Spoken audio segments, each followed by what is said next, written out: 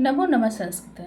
कल हमने पढ़ा प्रथम पुरुष लट लकार मध्यम पुरुष में कैसे रूप बनते हैं, उसका कैसे प्रयोग किया जाता है, क्या क्या शब्द बनते हैं, इसको मैंने बताया। अब आज हम पढ़ेंगे कि प्रत्यय क्या होता है। तो कहते हैं कि जो शब्द या धातु के अंत में जो शब्द जुड़ते हैं, अंत में जो जुड़ने वाले अति अतः अंति या असि अथः अथ ये सब होते हैं, उनको हम प्रत्यय जोड़ बोलते हैं। अब ये कैसे हमें पता चलेगा यह क्या है, कैसे होता है। तो जैसे हमने लिया शब्द रूप में बालक का रूप लिया या राम का रूप लिया, तो कैसे पता चलेगा इसमें क्या है। तो बालक का रूप हम पढ़ेंगे बालकः बालकौ बालका। तो बालकः अ, बालकौ औ और बालका आ, ये क्या है अ औ आ। जो शब्द के अंत में जुड़ते हैं उन्हें हम क्या बोलते हैं, प्रत्यय बोलते हैं।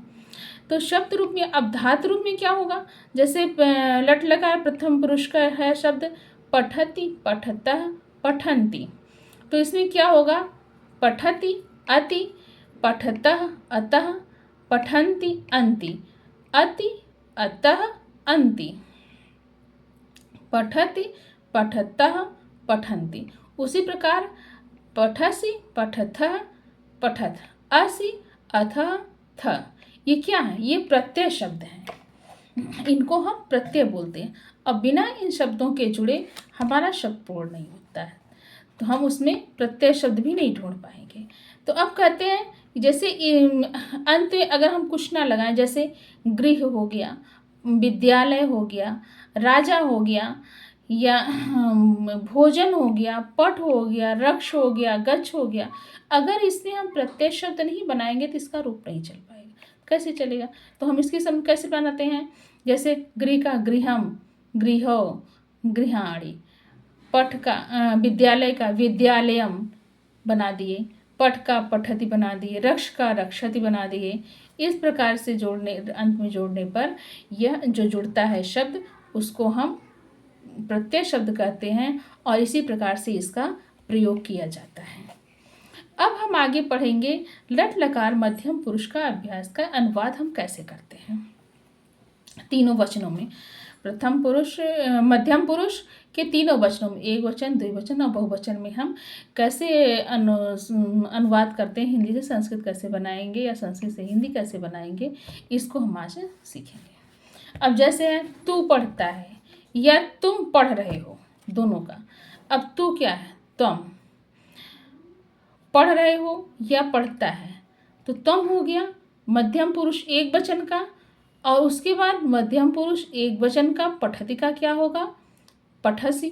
तो होगा तुम पठसी।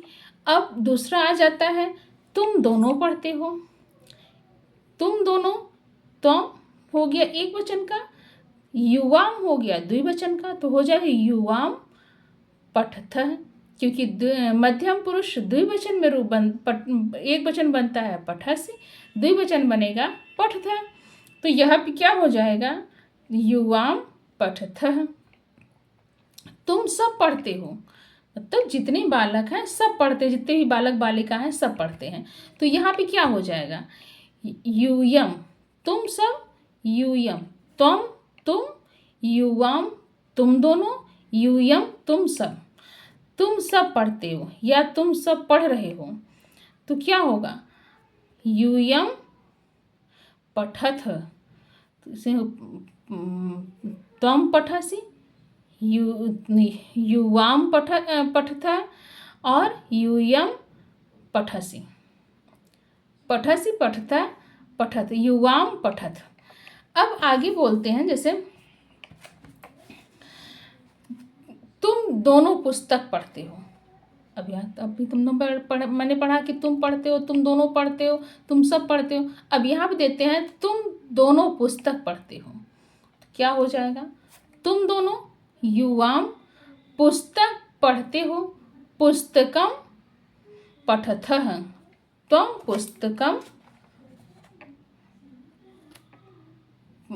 पठथः, तुम दोनों पुस्तक पढ़ रहे हो। अब यहाँ फिर कहते हैं दूसरा कि तुम अब क्या पढ़ रहे हो, तुम अब क्या पढ़ रहे हो? तुम अब इदानीम किम क्या पढ़ रहे हो? क्या हो जाएगा? पठसी। तुम इदानीम किम पठसी? तुम अब क्या पढ़ रहे हो? तुम इदानीम किम पठसी। अब आगे बोलते हैं कि तुम आज क्या पढ़ रहे हो? अभी तो बोले कि तुम अब क्या पढ़ रहे हो, अब बोलते हैं तुम आज क्या पढ़ रहे हो? तो तुम अद्य किम पठसी। तुम आज कहाँ जा रहे हो? तुम अद्य कुत्र गच्छसि। तुम सब हंसते हो। युवाम हसन्ति। तुम सब विद्यालय जाते हो। तुम सब विद्यालय जाते हो। तुम यूयम विद्यालयम गच्छथ। यूयम विद्यालयम गच्छथ। इस प्रकार से हमारा ये मध्यम पुरुष के तीनों वचनों में, लट लकार मध्यम पुरुष के तीनों वचनों में रूप बनता है। अगर आपको यह वीडियो पसंद आए तो लाइक, सब्सक्राइब और कमेंट जरूर करिएगा। नमस्कार।